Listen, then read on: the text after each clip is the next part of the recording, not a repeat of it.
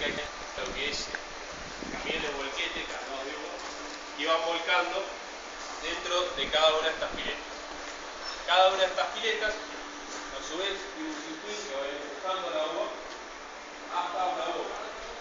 Y debajo de las bocas, aquí en las pozas, están las emalilladoras. Máquinas con fuerza centrífuga que van a hacer es separar ya lo que es el palillo y la hoja del fruto. Aquí esta vendría a ser como el primer paso. Ya a partir de aquí lo único que va a quedar es la molina, que es el fruto molido, semimolido. Todo lo que es el palillo y la hoja salen con una cinta transportada. Lo que tiene en particular este área es que solamente se utiliza en la época de cosecha y el resto del año está así por la cosecha.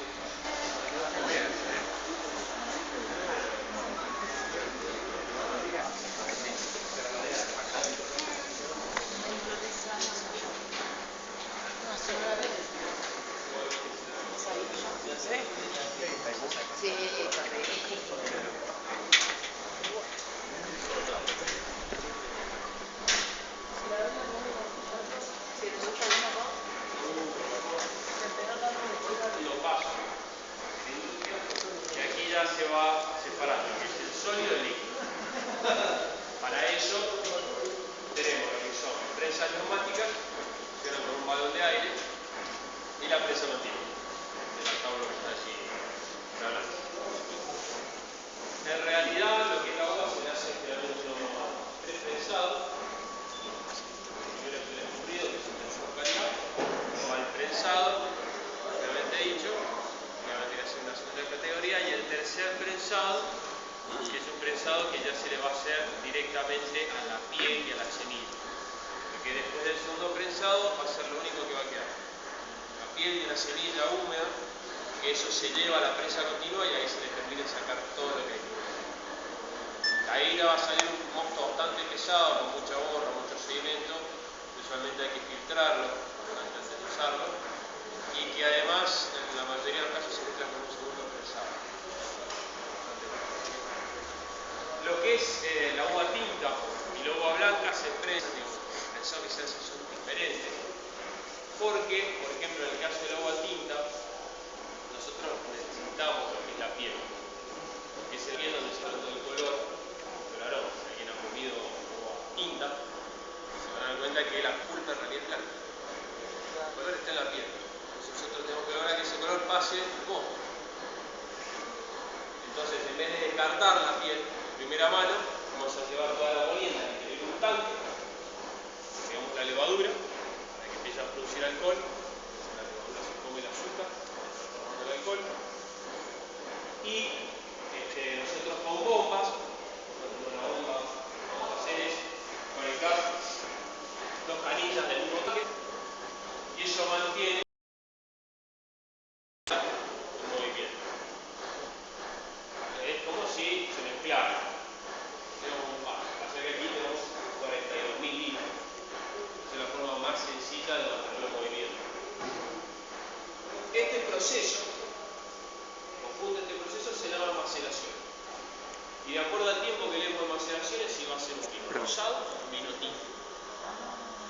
De la misma uva, por ejemplo, Cabernet, como ustedes quieran, yo le puedo dar, por ejemplo, unas 8 o 12 horas y ya va a salir de un color rosado.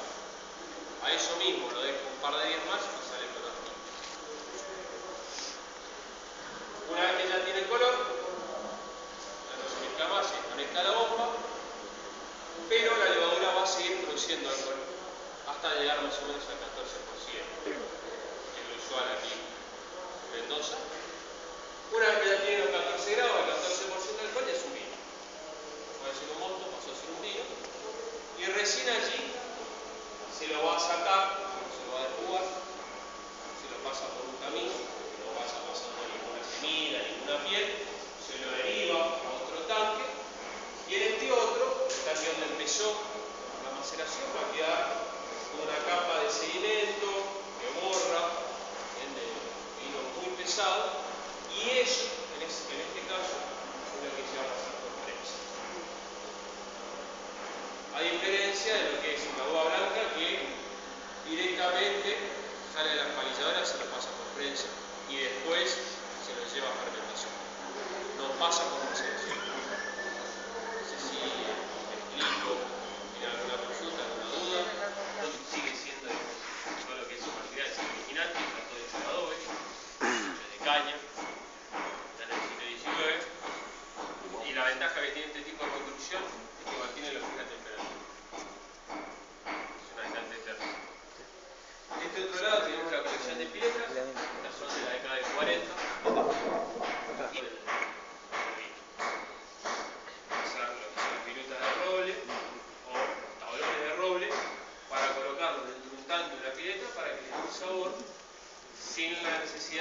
tener un añejamiento real donde el costo va a ser bastante elevado.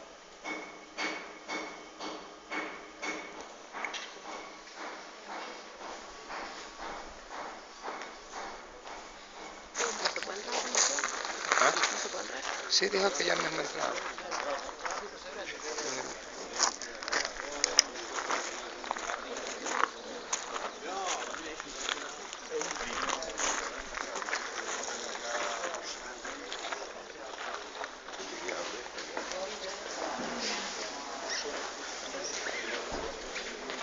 Chévere.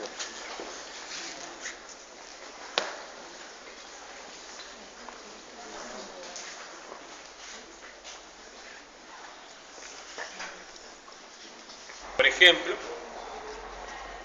de este sector tenemos todo lo que es la parte colonial. Los primeros en traer cepas para plantarla aquí fueron las órdenes religiosas, con lo que fue la colonización. De hecho, la primera registrada, la primera uva que se encuentra, digamos, en un libro, anotada, fue en el año 1557, que fue en Santiago del Estero. La idea de estas órdenes religiosas, obviamente, era tener vino de misa, nada más que eso. Y la producción que tenían era una producción muy artesanal. Fíjense, no tiene nada que ver con lo que han visto allí adentro.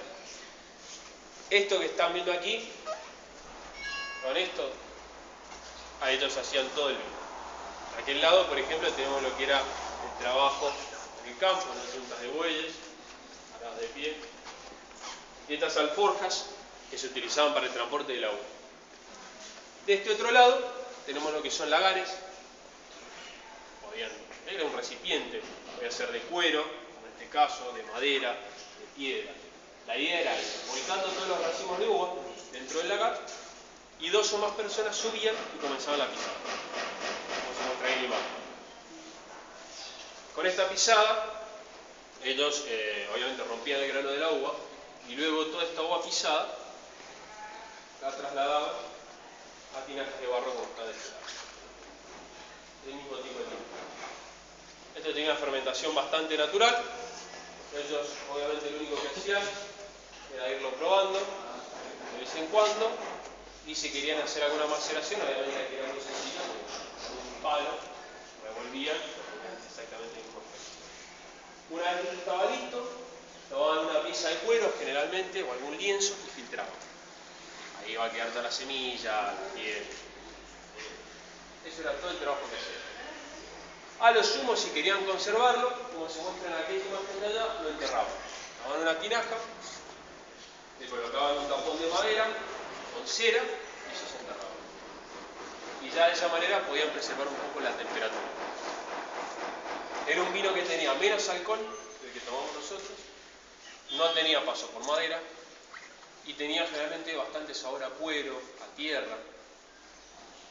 Y además, a diferencia de hoy en día, en aquella época no existía casi la costumbre de tomar el vino solo, sino que era muy normal agregarle al vino miel, canela, clavo de olor, para hacerlo un poquito más tomable, porque solía ser bastante rústico el producto terrible.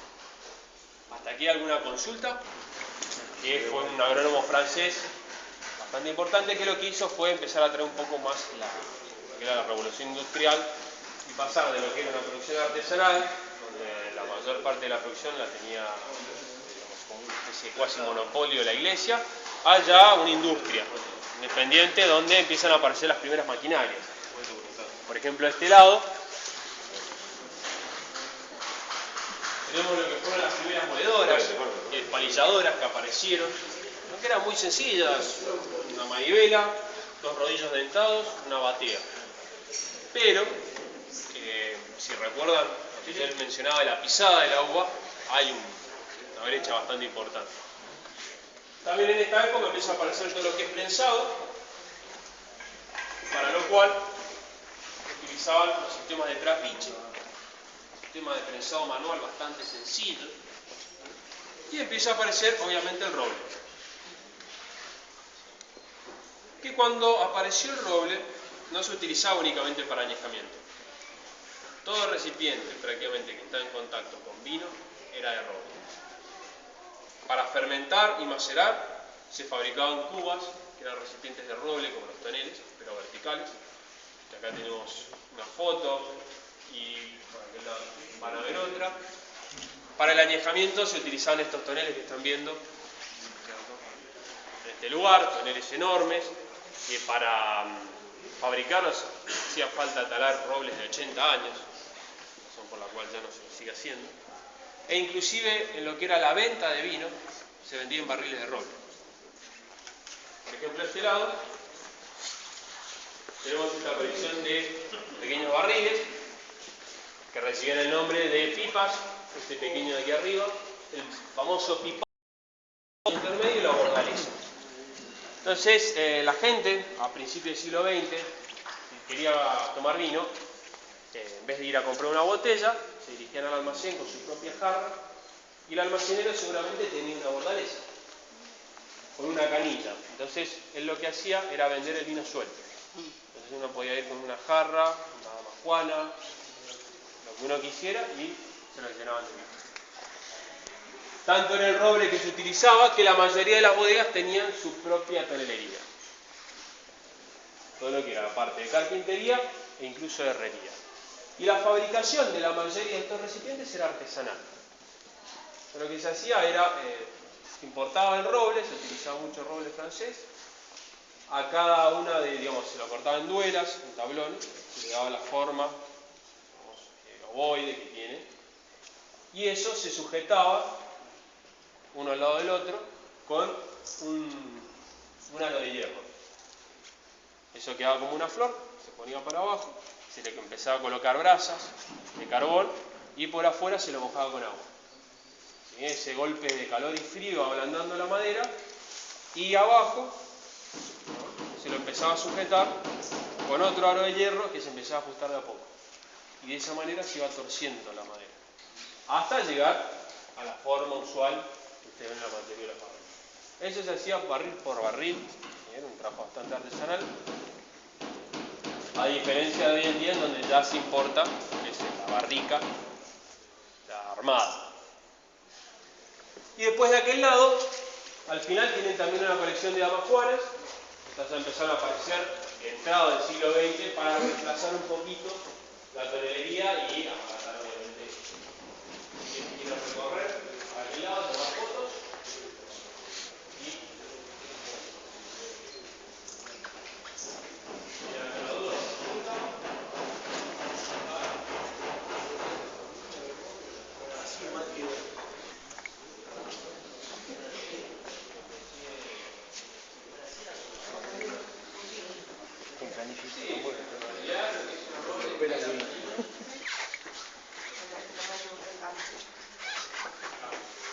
Doña Ernestas se llama. ¿Soy yo? No. Es Cremacci de Rutini. Giovini. Corno Giovini. Felipe Rutini. Ah, ahí está. Era don Felipe Rutini.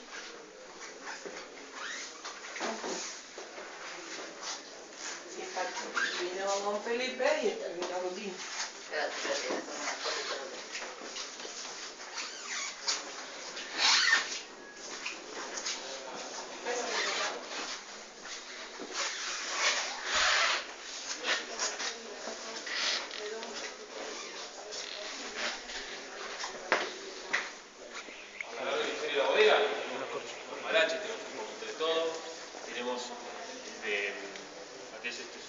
encapsuladora, pasteurizadoras, embaladoras, una colección de corchadoras.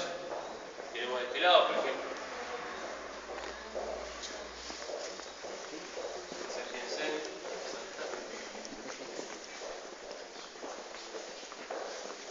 ¿Esos son llenadores? esa que está ahí en realidad eso es una gasificadora que se usaba para hacer vinos frisés, es sistema bancario, eso es principio del siglo XX. ¿De esa época se hacían ya? Frisés, sí. Estuvieron muy de moda, después se dejaron de tomar y ahora se han vuelto a poner de moda. Hacían las corcheras, eran estas máquinas así, tipo sacabocado. Tomaban una plancha de alcornoque, iban agujereando, iban haciendo los orificios, como se ve allí, y eso, pues se cortaba, eran los corchos, se limaba, y se embotellaba. Tenemos lo que son, bueno, llenadoras, lavadoras.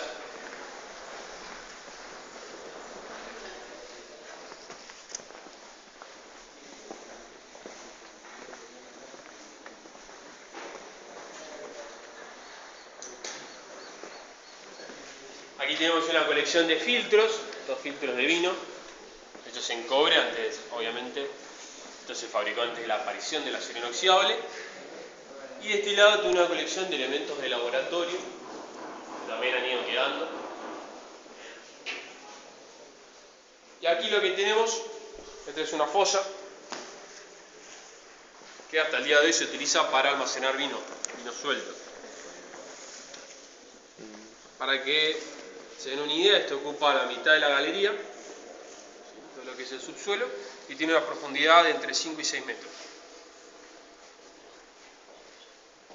Esto tiene una capacidad combinada de más de 200.000 litros, esta pileta. Y que justo, bueno, ahora está vacío. Si alguien tiene una cámara con un flash bastante potente, van a poder llegar a sacar lo que es el fondo.